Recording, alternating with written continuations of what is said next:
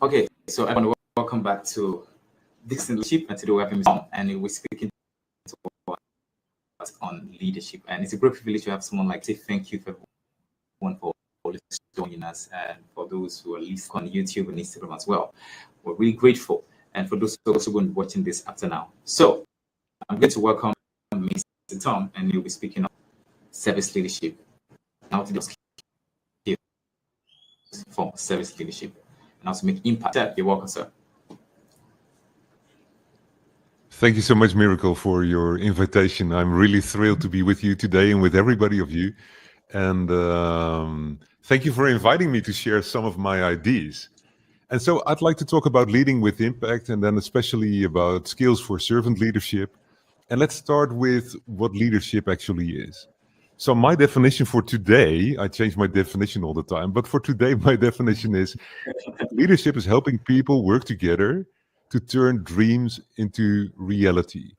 And I believe that that's the core of leadership, to make people's lives better, other people's lives, to make other people's lives better. And at one time in history, this was a very radical idea, and honestly, it still is. But I believe that good leadership is not really about you or about me as the leaders, which does not mean that you are unimportant, not at all, and we'll get into that. But I believe that you as the leader, you are not the goal of your own leadership. Leadership is not about becoming rich yourself. Leadership is not about grabbing all the power yourself. Leadership is not about looking out just for yourself. Now, we have other terms for that. When people are just looking out for themselves, we call it robbery or thievery or plunder.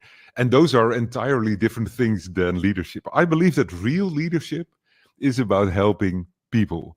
And in the meantime, as you know, as a humanity, we have serious challenges around the world, not just in Africa, also in the Americas, also in Europe, also in Asia.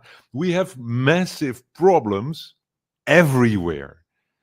And I'm personally convinced that a lot of these crises are guided or are caused by misguided leadership. Imagine if we only would have top-notch leaders. Like if every leader was a real team builder. If every leader was actually helping the people to turn our dreams into reality. I believe that we would live in an entirely different world. Or would we? Because I see another problem too. And it's not just about our own attitude. I believe that even good people who want to be great leaders, they can stumble, and they often stumble. Yes, we do want to make the world a better place. And yes, we really do want to help people work together. And yes, we love to turn unbelievable dreams into fantastic realities. That's what we love to do. We are not in it for the money. We are happy to share power with other people. But still, oftentimes we cannot get it done. We cannot seem to be successful in our efforts. And yes, we do want people to love one another, even though it's often tough. And we want everybody to have enough food, good food, nourishing food, tasty food, even. We want education for everybody. We want healthcare. We want peace. We want safety. We'd love every human being to have like a ton of hope and a ton of life. And still, with all our great intentions, often it doesn't work out so well. So my question today is, why not? Why is the world such a mess? Even when so many people are seriously trying to improve it. If you'd ask me, I would have to say that there are many reasons for that. But there's just one reason that I'm an expert in. So let's limit ourselves today to discussing that one specific thing, and that's all about clothes. If you want to make good and beautiful clothes, you first need to understand and manage and learn all the techniques to make great clothes, right? And it's all about food. If you want to prepare delicious and savory dishes, you'll need to spend so many hours and days and weeks and nights in the kitchen. if only to be trained properly. And when you want to become a leader of people, you just start. No training, no skills, no nothing. And this, by the way, is a worldwide problem. My team and I, we've done some research, and 94% of all professional leaders tell us that they did not get any leadership training before they started to lead a team. Neither did I. But it's really bad. It's even a bit frightening. And I believe that you can have a heart for leadership. And you can long to be a servant leader. And you can roll up your sleeves and you can wash the feet of your people. But if you do not have the skills, you may make everybody's life worse. And in my mind, if all the good people who really want to make the world a better place, if we have no clue about how to lead people, then we won't get the influence that we need. We won't have the impact that everybody wishes they have, and we won't be able to make a dent. And actually, I'm thinking mostly about you. If you are the good people and you have no clue, you won't get the influence that you need, and you won't be able to have the impact that you really desire to have. So I believe that we need to fix this. I'm afraid I cannot give you a good heart. There's nothing I can do about that. I cannot make you a servant leader. But I'm happy to share with you what I've learned about leadership, about the knowledge, about the practical skills. Let me check. think I'm waiting for a miracle. We had some power issues over there. Let's give it a minute or so.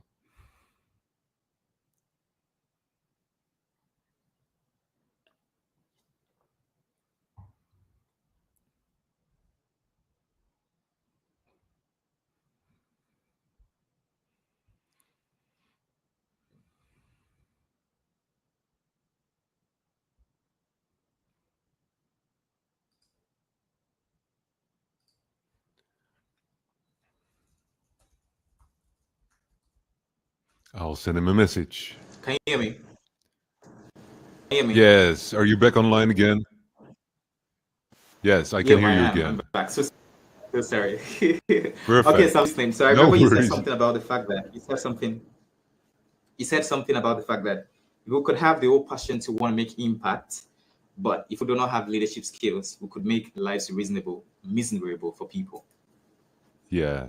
But So I said we need to fix this. How And to I make can- and withdraw profit with Pocket Options. Ooh. I said we need to fix this. I cannot give you a good heart. I cannot make you a servant leader. But I'm happy to share with what I've learned about leadership, about the knowledge, about the practical skills. And we can easily spend 5 weeks on this. But Miracle has given us 30 minutes, so we need to hurry up.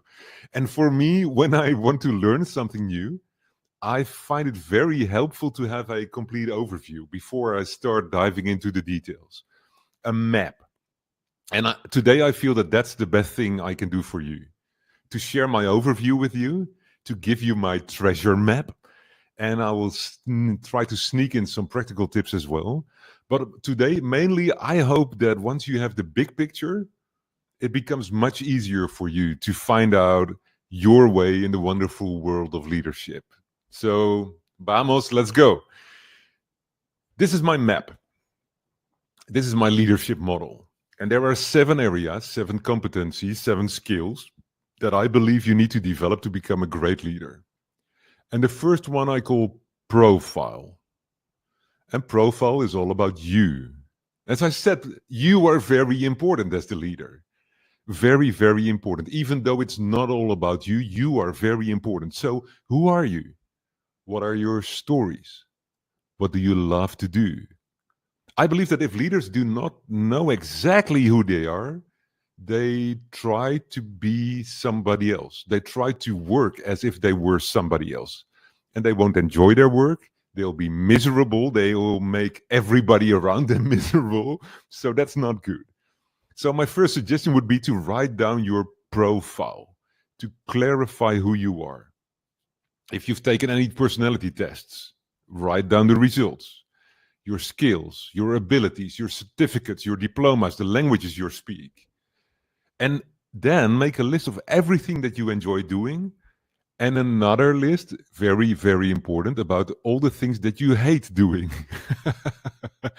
And of course, we want you to make a list of all the pitfalls, all the mistakes that you make over and over and over again. I have a list of the kind of mistakes I make over and over and over again, and it's very helpful to have that on paper.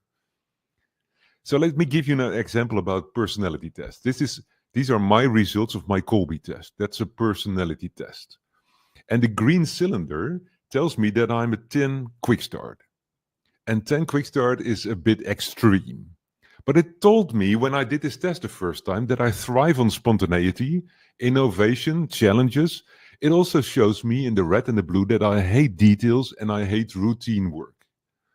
And of course, when I took the test, I already knew this. But suddenly, with this report in my hands, it found me to think about this as it helped me to think about this as a strength. No, I'm not a detail-oriented type of person. No, I don't like routine work. But that's okay because I'm a quick start type of guy. That's mostly great, I should say. It has a lot of disadvantages as well. But this is how I am created. This is what I should be doing with my life.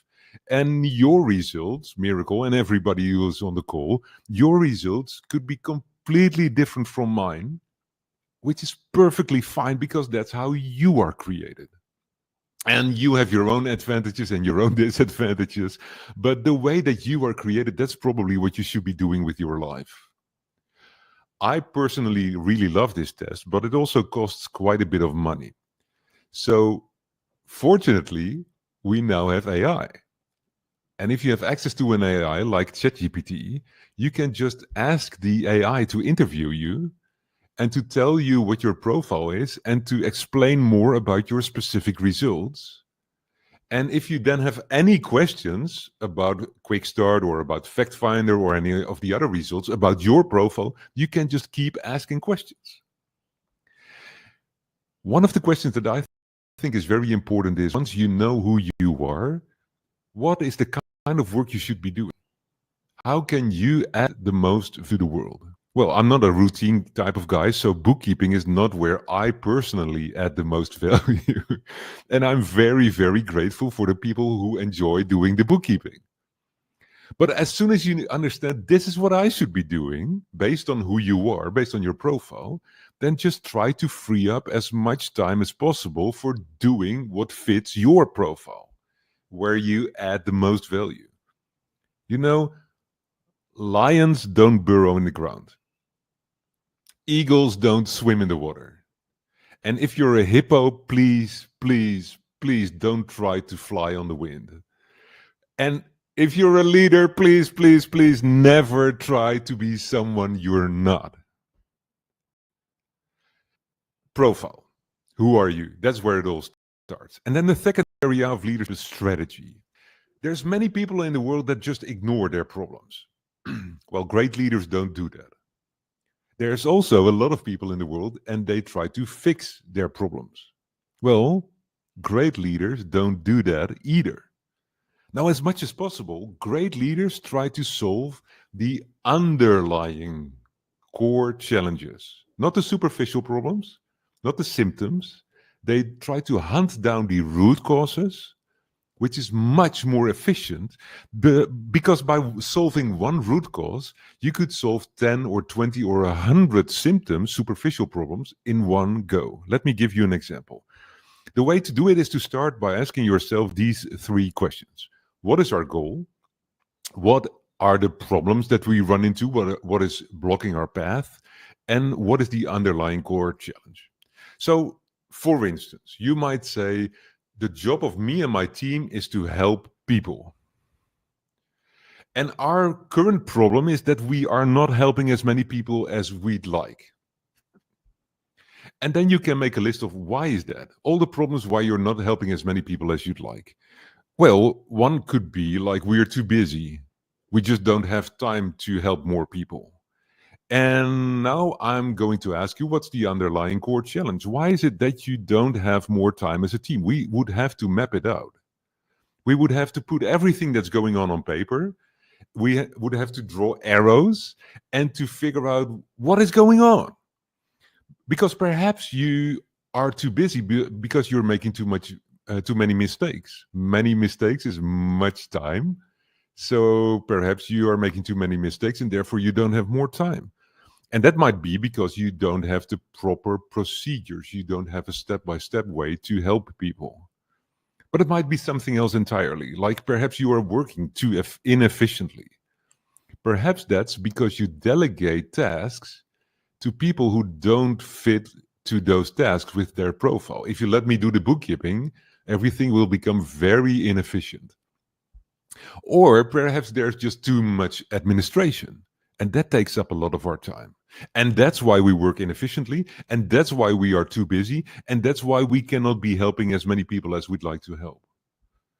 These maps can become really, really large and really complicated and really helpful. But it takes some time to map it out. But then it helps you to figure out, oh, the underlying problem is the administration. That's what we need to solve first. So now the question becomes, once you know what the underlying core challenge is, how do I fix it? And great leaders build solid strategies. It's like making a long journey. I don't know about you, but I do not want to follow a guide who keeps walking in circles. I don't want to be with a trekker who doesn't know where he is going. And you don't want to work for a leader who has no clue about how to reach his goals, or a leader that comes up with all these solutions that do not work. So how do you build a solid strategy if you are the leader? Well, I think you start with the core challenge and then you do 3 things. You brainstorm at least 9 ways, I call them scenarios, 9 different ways to fix the core challenge. And this is important because your first idea is almost never the best idea. And you can do this with other people. Invite them to help you to collaborate, to brainstorm together. Our big problem is we are spending too much time on administration. Let's figure out 9 different ways to solve that. After you have 9 or 19 or 99 different ideas, you take the best ideas from all these scenarios, you combine them into a plan, and then you try small experiments to see if your plan is actually working. And of course, AI can help us, once again, to do our brainstorming and to figure out how to solve these problems, or at least give us some ideas. The third area of leadership is building and upgrading a team. Sometimes you have to build a new team. Other times you might want to upgrade an existing team. We can talk for 2 days or 2 weeks about this. I just have 2 minutes for you today. In both cases, you'll need to figure out what roles you need in your team. There's different kinds of work, so you need different roles and different kinds of people. Lots of bookkeeping, lots of research, lots of selling, lots of marketing. It's your task as a leader to find the right person for the right role. It's basically a puzzle. So what often happens, and this is my nightmare scenario, is this. Everybody looks like you. And this happens more often than you think. If you as a leader, you're not making this list of the different roles you need, you often end up hiring people who look a lot like yourself, who have a similar profile to you. They're also very enthusiastic all the time. They are also researchers. They are also whatever you are. And suddenly, it becomes very hard to delegate the bookkeeping, the planning, the sales, the coaching, and everything else that you don't enjoy doing yourself, because your team members, the people that you hired, are like you. They also do not enjoy doing the work that you do not enjoy doing. So always create this list of roles and the different profiles that you need. And then the fourth area of leadership is delegation. And this is another problem, because most good leaders are hard workers themselves. But hey, if you keep solving all the problems by doing everything yourself, you're not really doing leadership, right? You're just being a hard worker. So my suggestion would be to try to delegate every task, every project, every process that your team needs to do. Delegate the sales to the go-getters. Delegate the creative work to the artists. Delegate the bookkeeping to the people who enjoy routine work. And yes, these people do exist. You only have to find them. And when you're delegating, it makes sense to start a simple list. And whenever you delegate something to somebody, just write it down on your waiting for list. Could be pen and paper, could be in your computer, could be in your phone. I don't care. Just a couple of words is fine. Like Mary, budget proposal. Harry, team plan. 2, 3, 4 words. And then at least every week or every day or whatever works for you, check your list, follow up wherever needed, and make sure that you don't try to remember everything you delegated yourself, because that will drive you more crazy than you already are. I mean, if you're trying to become a leader, you are a little bit crazy. I know that I am.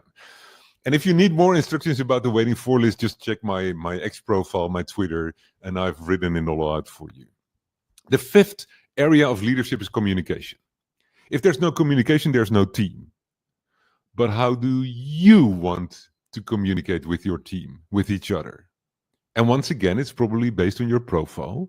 If you're an introverted leader, it's different than when you're an extroverted leader. Different profiles, different styles. And I love this distinction that Paul Graham made in his famous blog post between makers and managers. So if you're a maker, you love to spend long hours and long blocks of time on making things. And if you're a manager, you mostly get work done by connecting with other people. So managers tend to interrupt the makers because they love talking. The managers love the talking. They love the meetings. They love walking into your office. They love catching up, drinking coffee or tea. And makers, on the other hand, they tend to ignore managers because they love spending their time just on making. And once again, you can ask your favorite AI for clarification. And you can be a great maker. You can be a great manager. I believe that there's nothing much you can change about that. But it's very, very helpful to know. If you're a manager, you have a different style than when you're a maker. If you have maker people in your team, they are different than the manager people in your team. And you need to figure out how to have them work together really well. So communication, we can talk 3 days about that. But one important thing is meetings. And I think that there are basically 3 types of meetings. You have meetings to make decisions. You have meetings to inform people. And you have meetings to brainstorm together, to be creative together. I would say if you can stop the first 2 kinds of meetings from happening, you might save a ton of time, energy, and frustration. If you have to make decisions, why not do that on WhatsApp? If you have to inform people, why not send them an email? But hey, yeah, I'm a maker, so I hate meetings. So of course I would say, let's get rid of all the meetings. If you're a manager, you might be thinking entirely differently. The 6th area of leadership is all about trust. I think that if your team cannot trust you, how can they work well for you? But it's also exactly the same the other way around. If you cannot trust your team members, how can you work well with them? And so I believe that your team members should earn your trust. If they want to work for you, you should be able to rely on them. And yes, whenever somebody comes join my team, I extend to them a basic level of trust. But I also know that I cannot fake trust. I cannot just make a decision that I really trust somebody. No. You trust each of your team members, or you don't trust your team members. And I believe that as a leader, it's your task to help your team members to earn your trust. And the best way I know how to do that is to put them in the elevator. just to give them a little bit more responsibility every time, every week, every month. And everybody who handles that very well, you just send them up to the next floor and they get a little bit more responsibility.